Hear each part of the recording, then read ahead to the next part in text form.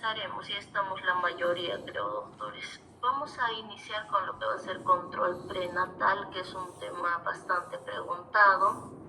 Primero, ¿qué es control prenatal? Se entiende por control prenatal la vigilancia, la asistencia, el acompañamiento, la consulta prenatal a la serie de contactos de la paciente embarazada, ¿no?, con los integrantes del equipo de salud. Entonces, control prenatal se entiende, ¿no?, cuando hay vigilancia, asistencia, acompañamiento, ¿no?, la consulta prenatal a la serie de contactos que va a tener la paciente embarazada con los integrantes del equipo de salud, con el objetivo de vigilar la evolución de la paciente embarazada y obtener una adecuada preparación para el parto y la crianza del recién nacido.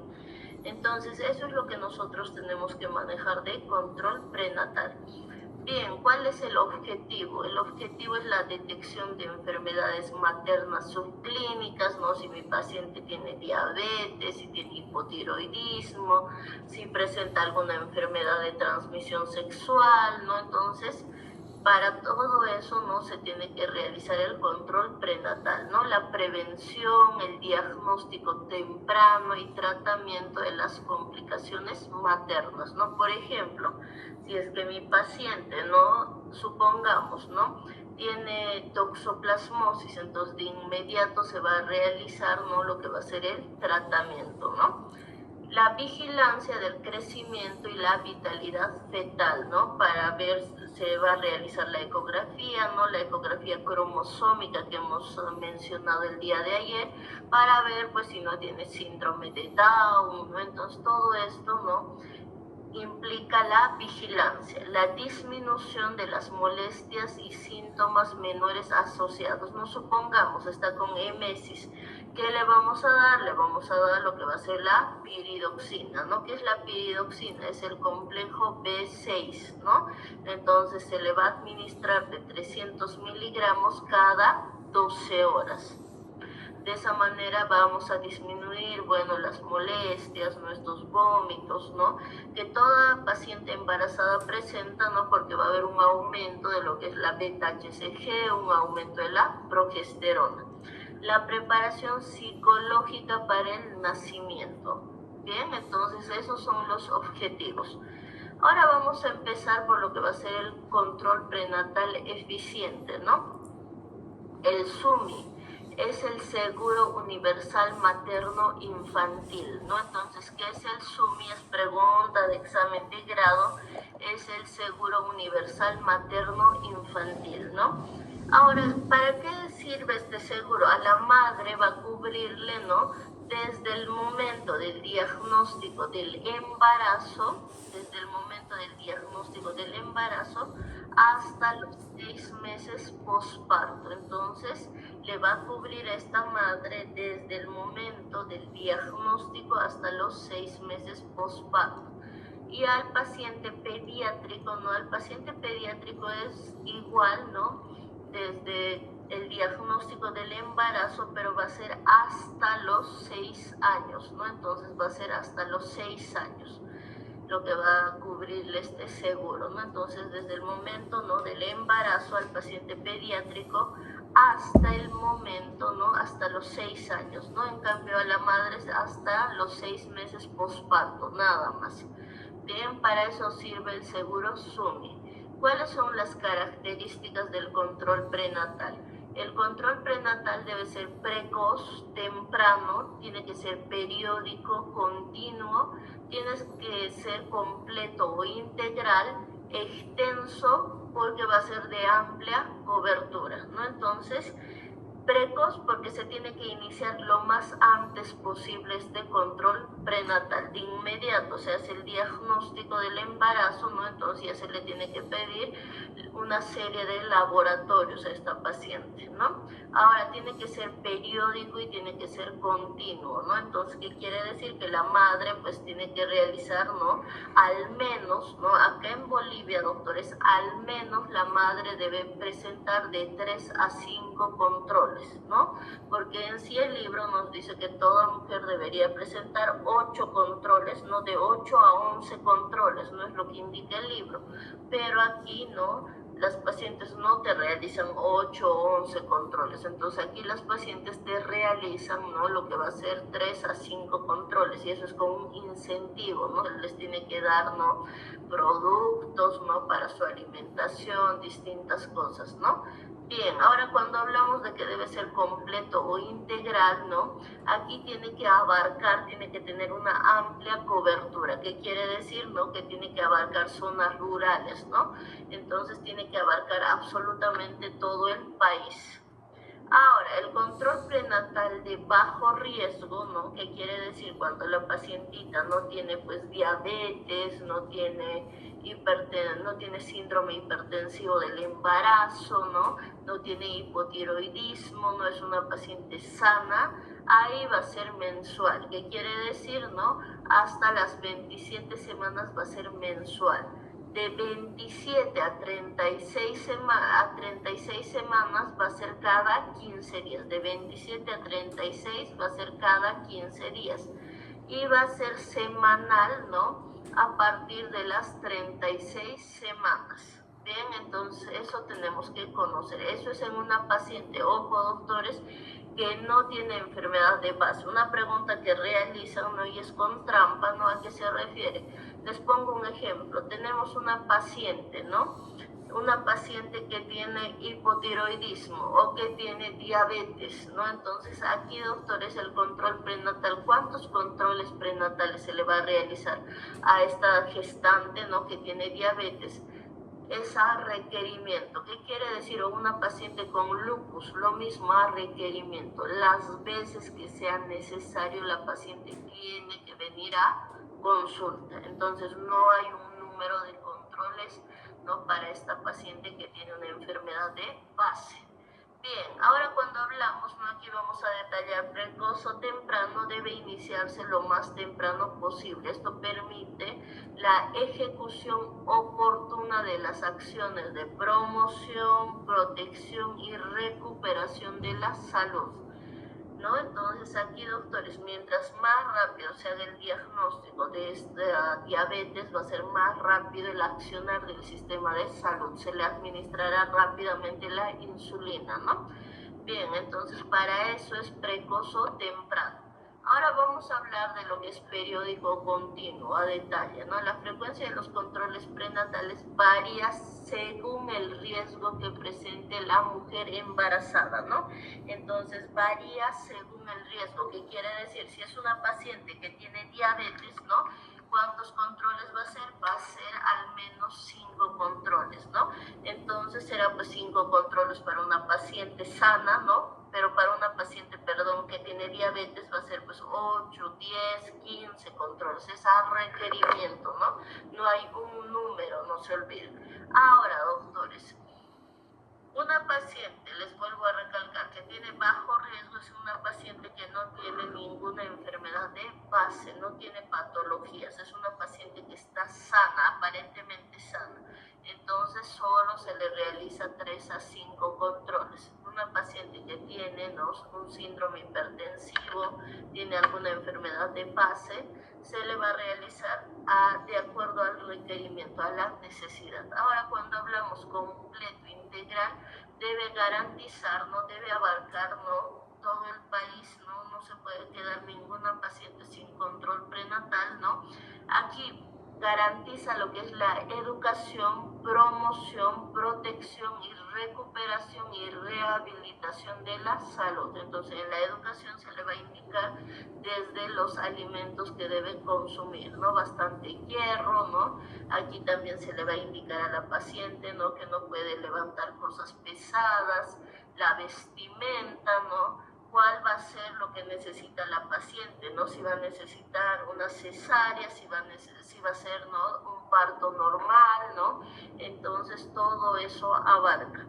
Ahora, cuando hablamos de extenso y amplia cobertura, no, solo en la medida en que el porcentaje de población controlada sea alto, se podrá esperar un descenso en la morbimortalidad materno-perinatal, ¿no? Entonces, ¿para qué el doctor es de amplia cobertura y extenso? Para disminuir la morbimortalidad materno-perinatal, ¿bien? Ahora, el control prenatal ideal, ¿no? Debe ser, doctores, ¿no? El primer trimestre, ¿no? Va a ser menor a las 13 semanas, de 23 a 27 semanas y mayor a las 27 semanas, ¿no? Entonces, esto es la clasificación antigua, doctores. Esta es la antigua, pero igual en las diapos que les voy a pasar están las dos. Cualquiera de las dos pueden aprender, no hay ningún problema, ¿bien? Ahora vamos a hablar, doctores, ¿no? Lo que va a ser un control prenatal, ¿no? Con alto riesgo, ¿no? Entonces acá, doctores, ¿no? Nosotros vamos a hablar de la vacuna antitetánica, ¿no? Porque si mi paciente llegaría a presentar tétanos, ¿no? ¿Por qué? Porque le han atendido en la casa, ¿no? O una matrona, ¿no? O las distintas personas que atienden, ¿no? Lo que va a ser los partos, ¿no? En zonas rurales, ¿no? Hace una sección del cordón con una tijera, ¿no? Con una tijera oxidada, con un cuchillo oxidado. Entonces mi paciente que puede presentar, ¿no? Tétanos, y esto puede afectar tanto a la madre como al recién nacido y puede conllevar a la muerte, no se olviden. Entonces, para eso es lo que se les coloca a toda paciente embarazada, ¿no? La vacuna antitetánica. Esto depende de que, si mi paciente me dice que durante, ¿no? Durante lo que es, ¿no? Su adolescencia ha cumplido con todo el esquema de la vacuna antitetánica y me muestra, ¿no? Entonces, no se le va a colocar, ¿no? Porque tiene todo el esquema, pero esto tiene que ser, doctores, menor a 10 años. Entonces, si tiene todo el esquema de vacunación, ¿no? Que son 5 doctores, ¿no? Y esto presenta en un tiempo no menor a 10 años, entonces no le coloco absolutamente ninguna vacuna. Pero es siempre y cuando vea el personal de salud las vacunas, ¿no? Porque si la paciente dice, lo he perdido, pero sí tenía, se le vuelve a vacunar. Bien, ahora, si la paciente no tiene ninguna vacuna, entonces a la semana 20 a 24 se le aplica la primera dosis, que va a ser de 0,5 ml. Ahora, el refuerzo no va a ser de 27 a 29 semanas, la segunda dosis de 0,5 ml. Entonces tienen que manejar de 20 a 24 la primera dosis, la segunda de 27 a 29 semanas. Bien, entonces ese esquema debe cumplir toda paciente que no tiene la vacuna antitetánica. ¿Cómo vamos a identificar la probabilidad de alto riesgo obstétrico, ¿no? Aquí están las edades extremas, una paciente que sea mayor a 35 años, ¿no? O que sea una paciente menor a 18 años, ¿no? La talla, bueno, acá no importa la talla, doctores, pero para Europa sí. Entonces mencionamos, ¿no? La talla que no debe ser menor a 1,50, no debe ser menor a 50 kilos, aquí es algo normal. La actividad laboral, ¿no? Que la paciente no realice, ¿no? Un trabajo, ¿no? Que sea arduo, ¿no? Con cosas pesadas. Supongamos, ¿no? Que la paciente, ¿no? Levante ladrillos, levante sacos, ¿no? O trabaje en zona rural en la chacra, ¿no? Entonces, en ese caso se le tiene que indicar a la paciente que no puede realizar esfuerzos, ¿no? Ahora, cuando hablamos de los hábitos nocivos, va a ser que la paciente no puede consumir alcohol, no puede consumir drogas, marihuana, ningún tipo de droga, ¿no? Porque han preguntado en el examen de grado, ¿no? Si producía algún efecto adverso la marihuana, y sí, doctores, no produce, al igual que el alcohol, no produce lo que va a hacer, ¿no? Puede provocar una amenaza de aborto, un aborto, ¿no? Entonces, no debe o sea, la paciente no debe consumir ningún tipo de drogas, no es contraindicado, ¿no? Ahora, los antecedentes obstétricos. Acá le voy a preguntar si anteriormente ha tenido abortos, ¿no? Si ha tenido partos prematuros, ¿no? Entonces, para eso es, doctores, ¿no? lo que va a ser, ¿no?, cómo identificamos las probabilidades de alto riesgo. Ahora nosotros vamos a hablar de la primera consulta prenatal. En la primera consulta prenatal se confirma el embarazo, ¿no? Y vamos a llenar lo que va a ser el CLAP, ¿no? ¿Qué es el CLAP? Es el Centro Latinoamericano de Perinatología. ¿Qué es el CLAP? Es el Centro Latinoamericano de Perinatología, ¿no? Entonces, esto es pregunta de examen de grado, ¿no?, que les van a realizar. Aquí, doctores, ¿no? ¿Se puede hacer el PAP? Claro que se puede hacer el PAP, ¿no? Pero tiene que ser antes de las 20 semanas, ¿no? Se le realiza el PAP hasta antes de las 20 semanas. Aquí se va a hacer el control de signos vitales, que quiere decir evaluamos la altura uterina, si hay edemas, ¿no? Vamos a nosotros informarle los signos de alarma, ¿no? Le vamos a indicar que si tiene un sangrado, que si tiene pérdida de líquido amniótico, ausencia de los movimientos fetales según la edad gestacional, de inmediato tiene que acudir al centro más cercano. La orientación sobre la dieta, es muy importante la dieta, porque en este punto pues la paciente no se le indica que su alimentación debe ser no más rica en carbohidratos, ¿no? Y tienen esa costumbre, ¿no?, de que deben comer por dos. Eso es falso, porque eso a que le predispone a que mi paciente vaya a tener durante el embarazo una preeclampsia, lo que sea, ¿no?, una diabetes, ¿no? Entonces es muy importante hablarle sobre la alimentación, ¿no?, los hábitos que debe seguir mi paciente, la vestimenta, la higiene, las vacunas, ¿bien? Ahora, acá también vamos a solicitar los laboratorios, ¿no? Un hemograma, una glicemia, grupo y factor RH, el examen general de orina, ¿no? Lo que es RPR, ¿para qué se usa el RPR o BDRL? Es para el diagnóstico de sífilis, ¿no? Y VIH, ¿no? Se le tiene que pedir a la paciente VIH, ¿no? Ahora, también le vamos a pedir, ¿no?, la serología para toxoplasmosis, ¿no? IgM para toxoplasma.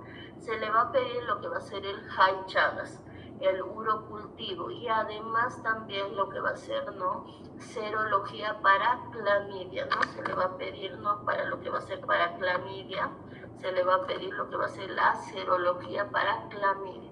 Entonces, todo esto vamos a solicitar en el primer control prenatal, ¿bien? Ahora, doctores, ¿no?, vamos a evaluar también la antropometría, doctores, ¿no?, lo que les el peso y la talla, ¿no?, que es muy importante, ¿no?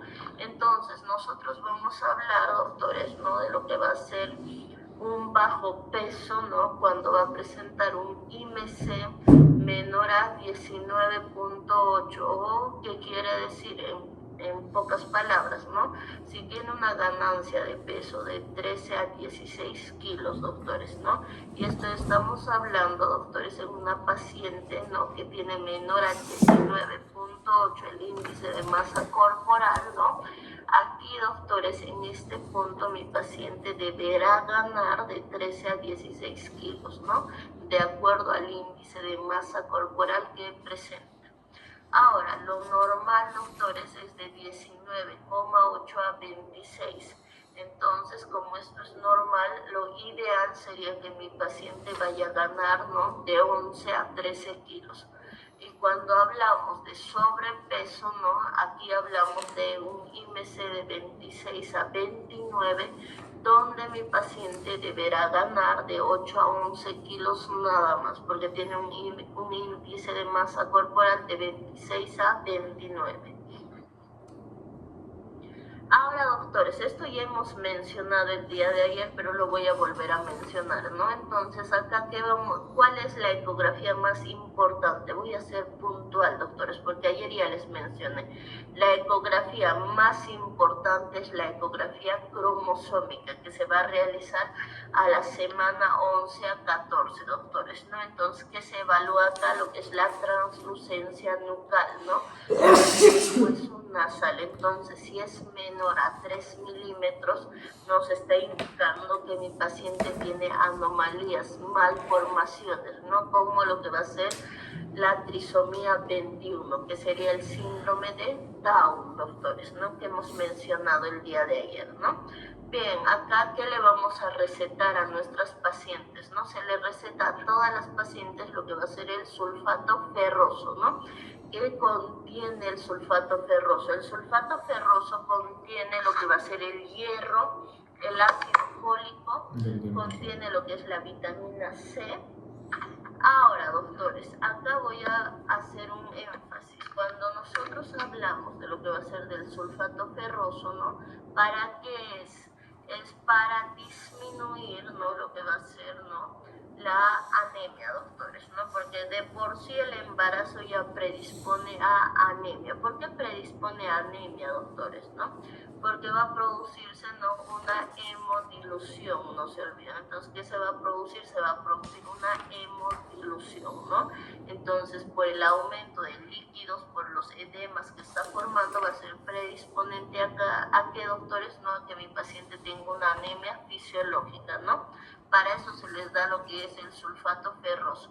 Ahora, una pregunta que realicen en los exámenes de grado, ¿no? Es, doctores, ¿no? Puntual. Y acá hace énfasis a que, ¿por qué nosotros le damos lo que es el ácido fólico, ¿no? Si el sulfato ferroso ya tiene ácido fólico, doctores. Porque no es la cantidad suficiente, porque el ácido fólico aquí, doctores, ¿no? Lo que es el sulfato ferroso es de 0,4 miligramos. Bien, entonces la paciente necesita mayor cantidad, es por eso, ¿no? Que se les administra a las pacientes, se les indica que se compren, ¿no? Lo que es el ácido fólico de manera particular. ¿De cuánto es, doctores? De 0,8 miligramos que vienen, ¿no? Que tienen que tomar, ¿no? Previo al embarazo, si desean, si es un embarazo buscado, ¿no? Y durante todo el embarazo. Eso es de manera privada, doctores, que se van a comprar las pacientes. Eso no cubre, ¿no? Lo que va a ser el sistema de salud. Bien, entonces, ¿en qué presentación tenemos, no? En general, el sulfato ferroso de 200 miligramos. Va a tomar la paciente una tableta cada día por 90 días. Vamos a referir además a la valoración odontológica, ¿no? Porque hemos dicho que una otitis, ¿no? Que lo que va a ser, ¿no? Supongamos un absceso dental, ¿no? Cualquier tipo de infección, doctores, puede conllevar a qué? A una infección, y esto, ¿no? ¿Qué va a producir? No va a producir lo que son las prostaglandinas, y esto va a llevar a lo que va a ser a una modificación del cuello cervical y puede ser un aborto que puede provocar una amenaza de aborto. Ahora, la gran pregunta que realizan, ¿puede tener relaciones sexuales, no, la paciente? Hasta la semana 12 es contraindicado. Se puede tener, ¿no? De la semana 13 hasta las 27 semanas. Y después de las 27 semanas solo debe ser con el uso de preservativo, ¿no? Entonces solo debe ser con preservativo.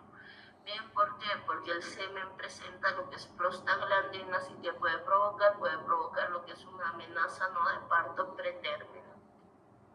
Algunas preguntas, ¿no? ¿Cómo se define un control prenatal eficiente, ¿no? Cuando es precoz, periódico, completo y extenso. Ahora, doctores, acá, en el contexto del embarazo de alto riesgo, ¿cuál es la situación? Ambos, ¿no? Madre y neonato enfrentan mayor riesgo de enfermedades y mortalidad. Tercera pregunta. Una de las principales razones para que una embarazada consuma ácido fólico antes y durante el control prenatal es prevenir la separación temprana de la placenta, y esto hace referencia aquí al DPPNE. La siguiente pregunta. ¿Contra qué protege el ácido fólico a un embrión cuando se administra a una mujer en edad preconcepcional y durante el embarazo, ¿no? Contra las anomalías en el cierre del tubo neural para que no presente lo que es la espina bífida. Siguiente pregunta. ¿A qué alude el término Control prenatal periódico alude al número de veces que se realizan los controles durante el embarazo. De acuerdo con el cronograma de control prenatal, cuando se administra la segunda dosis de la vacuna antitetánica a la semana 27 a 29. ¿Cuál es el incremento de peso sugerido para mujeres con embarazo gemelar de 16 a 21 kilos? Bien, doctores, entonces eso sería todo respecto a control prenatal. Vamos a pasar al siguiente tema, ¿no? Que es frecuente que se presente, ¿no? Sobre todo acá en Bolivia, que es una de las, es la primera causa, ¿no?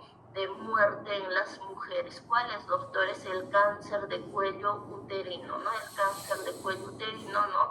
Es una de las principales causas de muerte acá en Bolivia, les comento, ¿no? A nivel de Latinoamérica. Ahora, en Europa es la cuarta causa de muerte.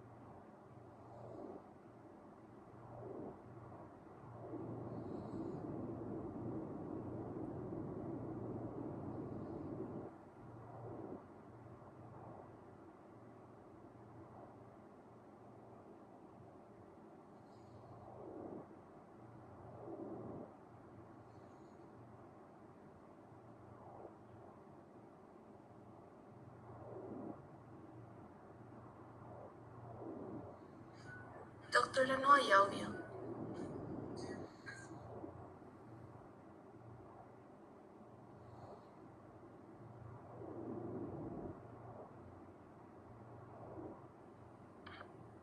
Muchas gracias. Bien, ahora sí vamos. Entonces vamos a hablar de lo que es cáncer de cervix, ¿no? Como les mencionaba, es la primera causa de muerte a nivel de Latinoamérica. Ahora, cuando nosotros hablamos, ¿no? En Europa es la cuarta causa de muerte, la incidencia es súper baja a nivel de Europa. Bien, aquí nosotros podemos observar un cuello normal, un cuello sanito, en cambio este es un cuello con cáncer, doctoras. Bien, aquí vamos a empezar. ¿Qué es el cáncer de cervix? Es la infección del virus de papiloma humano. Inicia aparentemente de forma benigna y termina siendo una neoplasia intraepitelial cervical. Entonces, ¿cómo inicia de forma benigna y termina siendo una neoplasia intraepitelial cervical? Bien, aquí nosotros tenemos que conocer lo que va a ser la histología. En la histología, ¿no? Esto es el endocervix, esto va a ser el exocervix. Esto tenemos, miren, fíjense por favor, endocervix, exocervix. Cuando nosotros hablamos aquí del endocervix, ¿no? Está constituido por el epitelio plano alto cilíndrico. Bien, entonces, ¿por qué está constituido por el epitelio plano alto cilíndrico? Cuando hablamos del exocervix, ¿no? Aquí está constituido por el epitelio plano poliestratificado no queratinizado. Entonces, esto tienen que conocer una vez más. Endocervix, epitelio plano alto cilíndrico.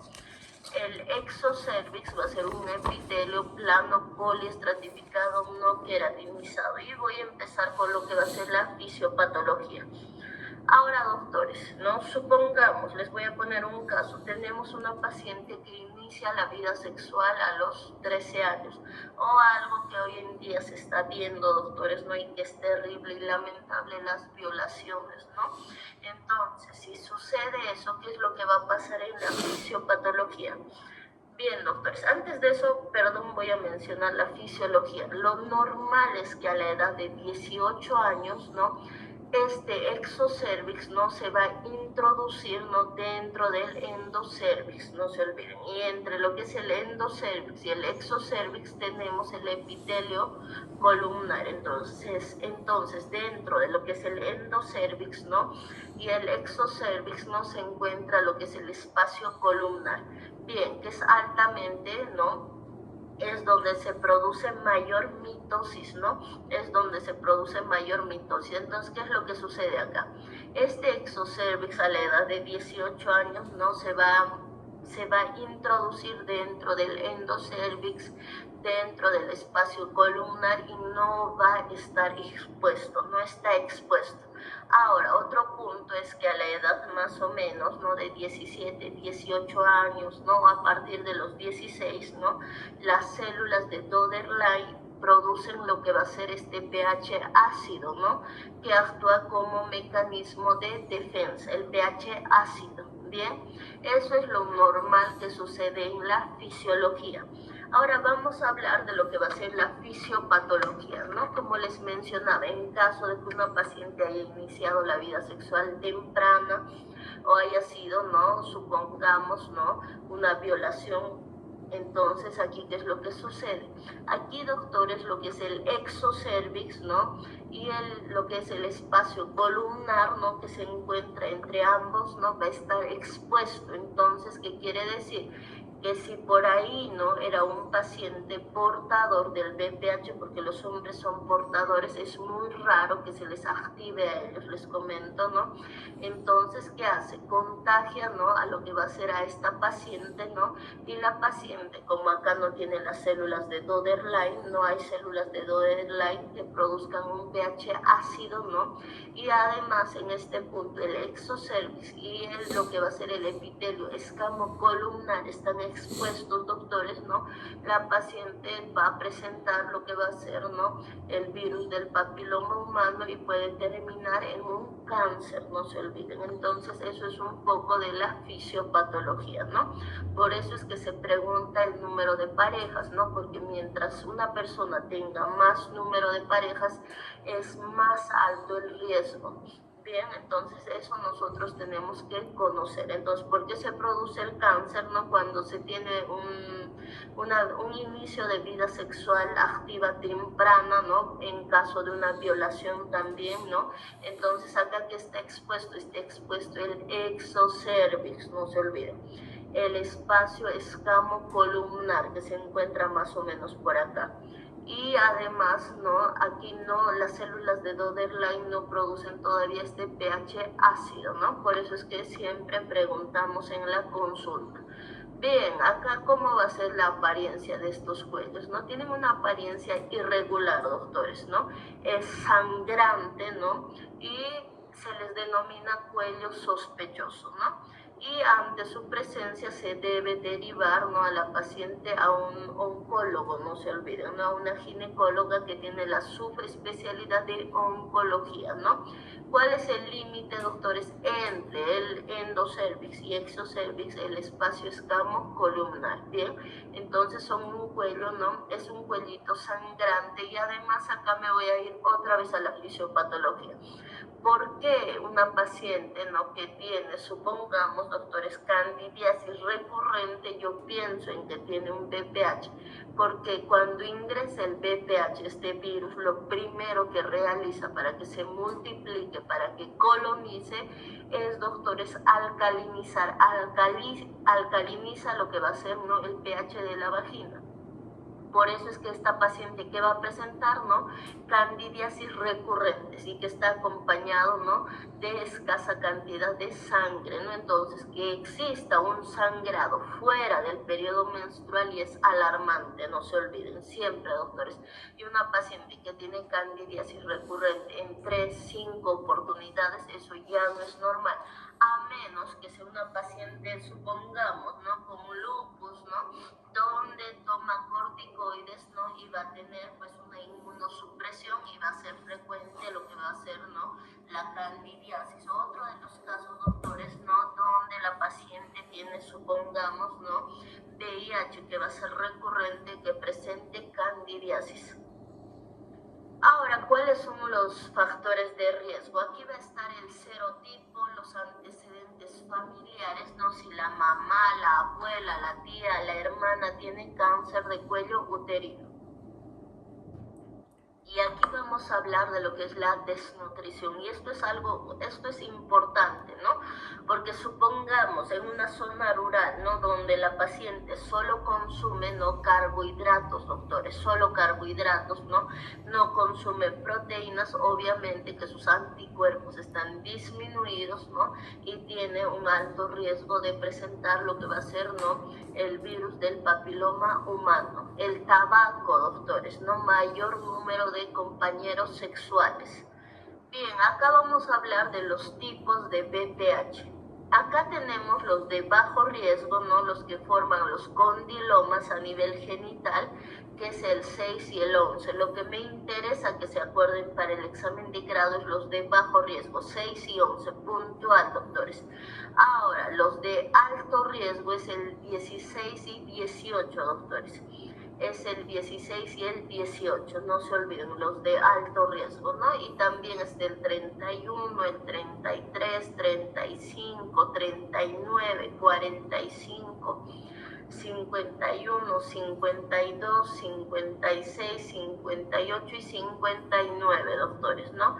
Que tiene mayor probabilidad de hacer infecciones, ¿no? Persistentes y con esto mayor riesgo de cáncer. En resumen, los de alto riesgo 16 y 18, doctores, ¿no? Que tiene mayor riesgo de cáncer. Aquí podemos observar, ¿no? Miren este cuello sangrante, doctores, no son cuellos friables, ¿no? Ahora, doctores, ¿qué se hace? Si yo sospecho de que mi paciente tiene cáncer de cuello uterino, ¿no? Lo primero que se va a realizar, doctores, no cualquier mujer, doctores, no cualquier mujer, sea su mamá, su hermana, su novio, ustedes tienen que indicarle siempre que se realice un PAP, doctores, es la única manera de prevenir, ¿no? Ahora, el PAP no es 100%, doctores, ¿no? Hoy en día todas pueden acceder a lo que va a ser la prueba molecular, doctores. La prueba molecular te va a indicar, ¿no? Los 20 serotipos de BPH. Ahora, ¿qué laboratorios hacen? No estoy haciendo propaganda nada, pero para que ustedes conozcan, ¿no? El laboratorio Universo lo maneja, doctores. Ustedes pueden ir y se pueden realizar. No necesitan receta médica. Entonces ustedes indican, me quiero realizar la prueba molecular y ahí te hacen, ¿no? Y la prueba molecular hoy en día no solo es para el sexo femenino, también es para el sexo masculino, doctores, ¿no? Y acá en Bolivia algo que se ha implementado este año y es súper bueno, ¿no? Es la vacuna de BPH, no solo a las niñas, también a los niños, ¿bien? Entonces cualquier paciente se puede realizar, ¿no? Lo que va a ser la prueba molecular que te indica qué serotipo, ¿no? Supongamos te has contagiado, si es el 16, no el 18, ¿no? Si es el 6, si es el 11, ¿no? Entonces ahí te indica, ¿no? Directamente. Bien, doctores, entonces acá lo primero que se hace es el PAP, ¿no? Y después la colposcopía, no se olviden. Primero es el PAP, la colposcopía, ¿no? Ahora, si uno tiene dudas, como les dije, porque el PAP te puede que en el PAP, ¿no? Porque solo se está evaluando aquí las células superficiales, ¿no? Entonces el PAP puede ser, ¿no? Como pasó en varios casos, ¿no? Que te dicen las pacientes, pero todos los años me hacía doctorita, ¿no? Mi PAP y salió negativo, ¿y cómo es que ahora tengo cáncer, ¿no? Entonces, para eso existe lo que es la prueba molecular, que cualquiera de nosotras tenemos acceso, al igual que los hombres, ¿no? Se pueden realizar. Bien. Ahora, doctores, ¿no? El PAP acá, ¿no? Se puede realizar, ¿no? Cada año, ¿no? O cada 3 años, no hay ningún problema, ¿no? En las campañas, doctores, ¿no? Que aquí es frecuente, se realiza cada año, pero el SUS, ¿no? Que indica que la paciente, ¿no? El SUS cubre lo que es cada 3 años, ¿no? Ahora, la prueba molecular no muestra el serotipo que tiene cada una, ¿no? Cada persona, ¿no? Y acá, doctores, también, ¿no? Como ya les mencionaba, ¿no? Se realiza lo que es la electrocauterización. Cuando hablamos de la electrocauterización depende, ¿no?, de lo que va a ser la colposcopía, depende de la zona afectada. Entonces, lo único que nosotros mencionamos, ¿no?, en tratamiento, si es grado 1, bueno, va a ser la electrocauterización. Ahora, ¿qué se está haciendo? ¿Con esto estoy curando, doctores? No, estoy solo, ¿no? Se está realizando lo que va a ser, ¿no?, la electrocauterización de la zona afectada. Esto no está curando. ¿Qué quiere decir? Que este BPH va a seguir avanzando durante los siguientes años, no se olviden, ¿no? Porque las pacientes te dicen, no, pero me estoy haciendo mi electrocauterización, no me estoy curando, no se está curando, ¿no? Bueno, desde mi punto de pensamiento, doctores, es siempre mejor la histerectomía, ¿no? ¿Por qué? Porque imagínense, ¿no?, que se le encuentre posteriormente cuando la paciente ya tenga un grado 3, cuando ya tenga, ¿no?, una metástasis, ¿no? Porque en cualquier momento se va a activar este BPH. Entonces, ese es mi punto de vista, doctores, ¿no? Cada médico tiene, ¿no? Obviamente siempre se va a tratar, ¿no?, de ser conservadores, ¿no? Pero respecto al cáncer, ¿no?, uno tiene que ser radical porque vuelve recidiva, ¿no? Y es una de las causas de muerte. Bien, acá también, doctores, se utiliza, ¿no?, para poder visualizar, ¿no?, lo que va a ser a la inspección visual el ácido acético, ¿no? Con el ácido acético, doctores, ¿no?, nosotros podemos, ¿no?, colocar, ¿no?, y de esa manera vamos a evaluar, ¿no?, las zonas afectadas. Bien, las vacunas acá que se tiene es la bivalente y la tetravalente. Ahora esta vacuna, ¿no?, se puede colocar, ¿no?, cualquier persona, sí, doctores, ¿no? Si una paciente o mi mamá se quiere colocar, se puede colocar, no hay ningún problema, ¿no? Entonces la vacuna se puede colocar a cualquier edad. Obviamente, ¿no?, que va a disminuir la efectividad, pero se puede colocar, ¿no? Estas vacunas, ¿no?, es de libre, doctores, ¿no? Está en las farmacias, por ejemplo, está en la San Elías, ¿no?, donde ustedes se pueden colocar, no necesitan receta médica, doctoras. Bien, entonces esto se puede colocar no solo el sexo femenino, también lo que es el sexo masculino. La vacuna bivalente cubre los serotipos 16 y 18. En cambio, la vacuna tetravalente cubre lo que va a ser los serotipos 6, 11, 16 y 18. Bien, entonces son dos vacunas que va a ser, ¿no?, al contacto y a los 6 meses. Al contacto, ¿no?, y a los 6 meses, el refuerzo. Aquí vamos a hablar según el grado, ¿no?, de compromiso. Aquí hablamos de lo que va a ser, ¿no?, el MIG-1, ¿no?, que va a ser la neoplasia intraepitelial grado 1. Acá hablamos del MIG-2, del MIG-3 y del carcinoma in situ. Bien, aquí vamos a hablar de lo que es la teoría. Cuando se habla de lo que va a ser del MIG-1, las alteraciones se encuentran solo en el tercio basal del epitelio. Son poco acentuadas y se produce, ¿no?, maduración de las células más allá del tercio inferior del epitelio. Para su examen, algo puntual, ¿no?, las alteraciones se encuentran solo en el tercio basal del epitelio. Eso es más que suficiente. Lo que es la neoplasia intraepitelial grado 2, ¿no?, las alteraciones citológicas son más acentuadas y comprometen hasta los 2/3 basales del epitelio. En lo que es el MIG-3, ¿no?, la neoplasia intraepitelial grado 3, las alteraciones citológicas son aún más acentuadas y comprometen mayor a los 2/3 basales. Y en el carcinoma in situ, las alteraciones celulares comprometen el 100% del espesor, ¿no? Entonces, eso es lo que tienen que conocer a grandes rasgos, doctoras. Bien, acá según la OMS tenemos la displasia leve, que tiene la OMS también tiene su clasificación, que va a ser la displasia leve, la displasia moderada, la displasia severa y el carcinoma in situ. Bien. Entonces, no sé si tenemos alguna pregunta de lo que es cáncer de cuello uterino. Algo más que les voy a mencionar.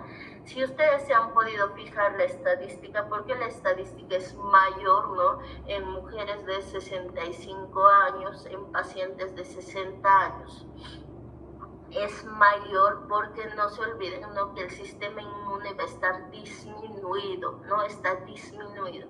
En cambio, en una paciente que tiene 30 años, pues está con un sistema inmune óptimo. No sé si tenemos dudas o preguntas hasta acá, doctoras.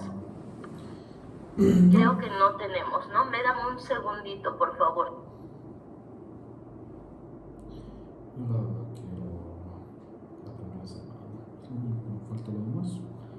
Prácticamente lo tengo completo. Prácticamente, ¿no?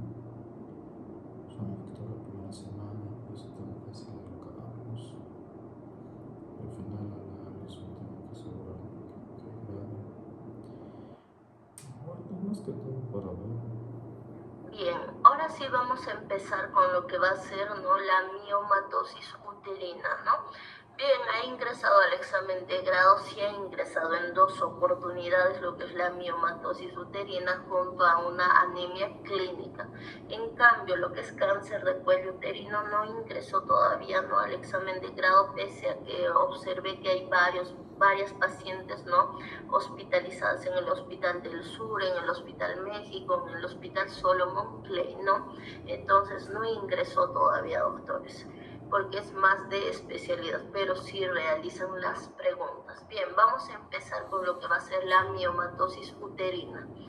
¿Qué es la miomatosis uterina? Es una neoplasia benigna del músculo liso. Entonces, ¿qué es? Es una neoplasia benigna del músculo liso. Es la proliferación del músculo uterino dependiente a estrógenos. La epidemiología, la neoplasia benigna más frecuente, ¿no? La indicación, ¿no?, es la histerectomía. Bien, ahora vamos a mencionar nosotros lo que son los factores de riesgo. En los factores de riesgo tenemos lo que va a ser la raza afroamericana, va a estar lo que es la menarquia precoz, están los antecedentes familiares de primer grado, la obesidad, la nuliparidad, el consumo de carnes rojas. Entonces, ¿qué se va a tener? La raza afroamericana, menarquia precoz, antecedentes familiares de primer grado, obesidad, la nuliparidad, el consumo de carnes rojas. Aquí vamos a empezar con lo que va a ser la miomatosis uterina más frecuente. La miomatosis uterina más frecuente es el mioma intramural. Como ustedes pueden observar, ¿no? Aquí pueden observar lo que es el mioma intramural. Aquí tenemos el mioma submucoso, aquí está el mioma subseroso. Ahora, el mioma intramural es una masa palpable, es un útero aumentado de consistencia, un útero aumentado de tamaño. El diagnóstico, ¿cómo se hace el diagnóstico? Por ecografía transvaginal, no se realiza, ¿no?, por lo que es una ecoabdominal. Bien, ahora, aquí, doctores, además que va a presentar en la clínica mi paciente hipermenorrea, no se olviden, ¿no? Dismenorrea, hipermenorrea que va a presentar en la clínica. Ahora, ¿cuáles son las complicaciones? Las complicaciones es una atonía uterina.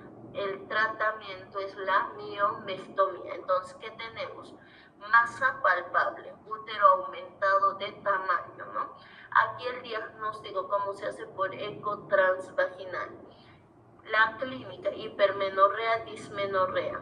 Las complicaciones, la atonía uterina. El tratamiento, la miomectomía. Entonces, ¿cuál es la miomatosis uterina más frecuente? El mioma intramural.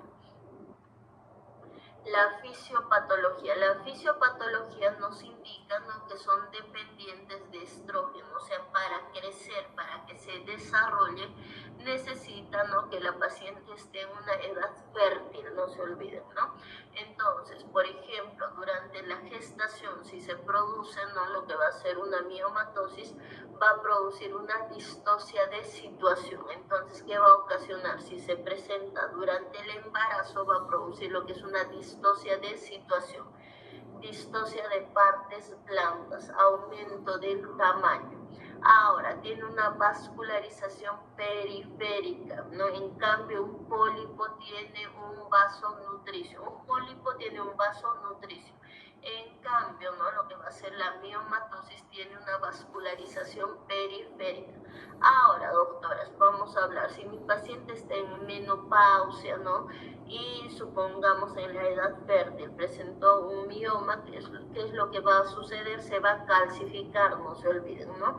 ¿Por qué? Porque aquí ya no va a producir lo que va a ser estrógenos, ¿no? No va a producir lo que es progesterona, por lo tanto, ¿qué sucede, no? Con este mioma se calcifica, no solo esto se mantiene, ¿no? En la edad fértil, no se olviden, ¿no? Porque es dependiente de hormonas, ¿no? Para su desarrollo necesita hormonas. Bien, vamos a hablar de lo que es el mioma subseroso. Aquí pueden observar, doctores, miren el mioma subseroso. Aquí está el mioma subseroso. El mioma subseroso, ¿no? Va a presentar igual en la clínica lo que va a ser la dismenorrea, hipermenorrea, ¿no? ¿Cómo se hace el diagnóstico de la misma forma? Por ecografía transvaginal. ¿Cuál va a ser, no, las complicaciones? Las complicaciones, ¿no? Si es mayor a 6 centímetros de este mioma subseroso, ¿no? La complicación va a ser la torsión súbita, no se olviden, ¿no? Entonces vamos a tener la torsión súbita. Las complicaciones va a ser el parto pretérmino, un parto pretérmino, y aquí también vamos a hablar de lo que va a ser el tratamiento, que sería la miomectomía. Entonces, cuando se presenta la torsión, solo cuando es de 6 centímetros o mayor a 6 centímetros. Solo en ese punto, doctoras, ¿no? Se presenta la torsión. La complicación, el parto pretérmino, puede ser, ¿no? Desde una amenaza de aborto. Bien, depende de la edad gestacional. El mioma submucoso, aquí pueden observar lo que es el mioma submucoso, está acá, en relación con la mucosa. Es el mioma que produce mayor sangrado. ¿Por qué? Porque está en la mucosa, ¿no? Aquí que va a presentar dismenorrea, hipermenorrea, ¿no? Las metrorragias, ¿no? Ahora, tiene la particularidad de que no se diagnostica con una ecografía transvaginal. Entonces, el mioma submucoso no se diagnostica con una ecografía transvaginal. El diagnóstico se hace por una histerosonografía. El diagnóstico es por una histerosonografía. En el tratamiento, ¿no? Se va a realizar la resección por vía histeroscopía, ¿no? Por vía histeroscopía se va a realizar lo que es el tratamiento. ¿Cuáles son las complicaciones? Desde un aborto, una infertilidad. Bien, entonces, ¿cómo se hace un mioma submucoso el diagnóstico, no? A través de la histerosonografía, ¿no? Y el tratamiento es la resección por vía histeroscopía. Bien, eso tenemos que conocer cuál es el mioma que produce mayor sangrado. Ahora, los miomas, denme un segundo, doctores, por favor. Voy a desactivar lo que va a ser el WhatsApp, por favor, unos segunditos. Bien, gracias, entonces seguimos. Cualquier duda, doctores, ¿no? Cualquier cosa que suceda directamente, ¿no? Por audio directamente me comunican, por favor, por mensajitos no, porque la verdad, doctores, no reviso el celular cuando estoy dando clases. Bien, ahora sí seguimos. Entonces, los miomas, ¿no? Se pueden degenerar en el segundo trimestre, ¿no? Del embarazo, ¿no? La degeneración, ¿no? Va a ser hemorrágica, y en lo que es la premenopausia, ¿no? Y la menopausia que se produce. En la premenopausia va a presentarse una degeneración hialina quística, En la menopausia, ¿no? Se calcifica el mioma. ¿Y por qué? Porque ya no hay hormonas, ¿no? Se degenera, ¿bien? Ahora vamos a hablar de lo que va a ser el leiomiosarcoma.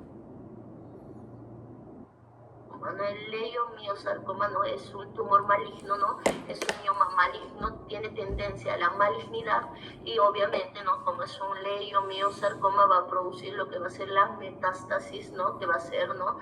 Un cáncer, doctores, ¿no? Entonces, primero es cáncer, después, ¿no? Si no se realiza un tratamiento oportuno, termina en una metástasis, ¿no? Que compromete, ¿no? Todos los órganos. Bien, ahora, doctor, doctores, ¿no? Esto es la clasificación de la FIGO que no les preguntan en el examen de grado, ¿no? Entonces, ni les voy a mencionar porque nunca han preguntado. Esto es cuando sean residentes, cuando sean especialistas. Bien, entonces en la clínica en general hemos dicho que se va a presentar un sangrado abundante, ¿no? Se presenta lo que es la metrorragia, ¿no? La eco transvaginal mide, ¿no? Más de 11 centímetros, doctores, ¿no? Si hay un mioma, ¿no? Entonces va a medir, doctores, ¿no? Lo que va a ser, ¿no? Hasta los 11 centímetros puede medir, ¿no? Mide hasta más de 11 centímetros. Si hay 15, 16, mide, doctores, ¿no? Bien, acá también se realiza lo que va a ser la resonancia magnética en caso de que sea un mioma, supongamos, ¿no? De 17 centímetros se necesita resonancia, doctores. Esto es lo que les mencionaba, ¿no? En el mioma submucoso, doctoras, ¿no? Que les mencionaba, ¿no? Esto es la famosa histerosonografía, ¿no? Con que se realiza, ¿no? El contraste es una solución salina, ¿no? Como pueden observar, eso es lo que nos va a producir el contraste, una solución salina. Bien, la histeroscopía, doctores, de esta manera se hace la resección del mioma, de esta forma. Bien, entonces el tratamiento es quirúrgico, doctores, ¿no? El tratamiento, ¿en qué casos es quirúrgico, no? Cuando comprime la vejiga, ¿no? Cuando es un mioma submucoso que puede causar infertilidad, cuando es un mioma mayor a 5 centímetros, ¿no? O de 6 centímetros que puede ocasionar una torsión, ¿no? Entonces, en esos casos directamente se tiene que realizar la histerectomía. ¿En qué otros casos más? ¿No? También cuando mi paciente presenta lo que va a ser una anemia, ¿no? Si mi paciente está con un mioma, ¿no? Y está con anemia, supongamos, está con una hemoglobina, ¿no? De 10, con una hemoglobina de 9, entonces lo aconsejable, doctores, es ayudar, ¿no? A que suba la hemoglobina y directamente realizar una histerectomía. Eso va a ser lo adecuado, ¿no? Bien. No sé si tenemos dudas, preguntas en estos 3 temas que hemos avanzado, doctores. ¿Está todo claro? ¿Tenemos alguna duda? Por ahora no. ¿Tienen alguna pregunta, doctoritas? ¿Está todo claro? Bien, entonces esto sería todo lo que es la clase de hoy, porque avanzamos solo 3 temas al día, porque si no se saturan y pierden lo que es la atención. Entonces en este momento les envío las diapos y no se olviden que tienen un repaso, ¿no?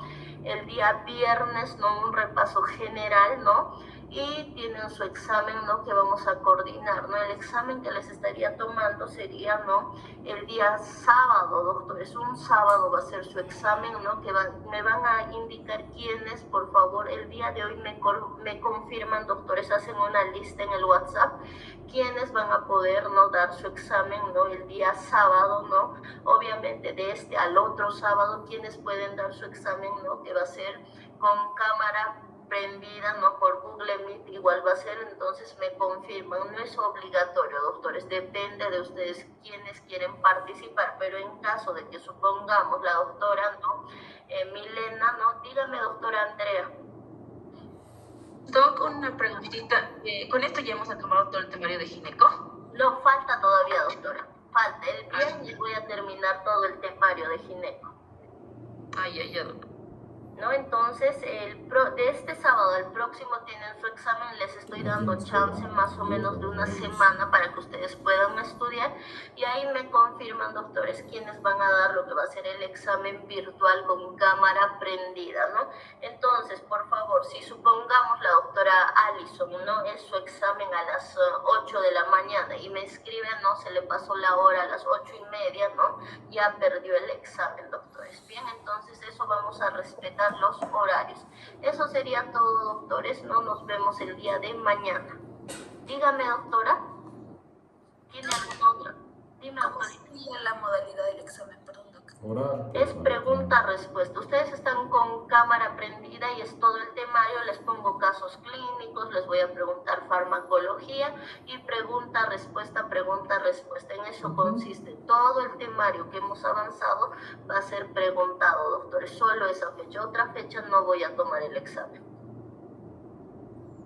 ¿Alguna duda más? ¿Está más claro, no? Entonces les voy a poner un caso clínico, pregunta, respuesta, pregunta, respuesta. ¿Por qué pido cámara prendida? Porque a veces están pues con sus apuntes, ¿no? Y si estamos con los apuntes, doctores, pues leen en muchas ocasiones, entonces necesito ver cómo están. Eso sería todo, doctoritas. Nos vemos el día de mañana.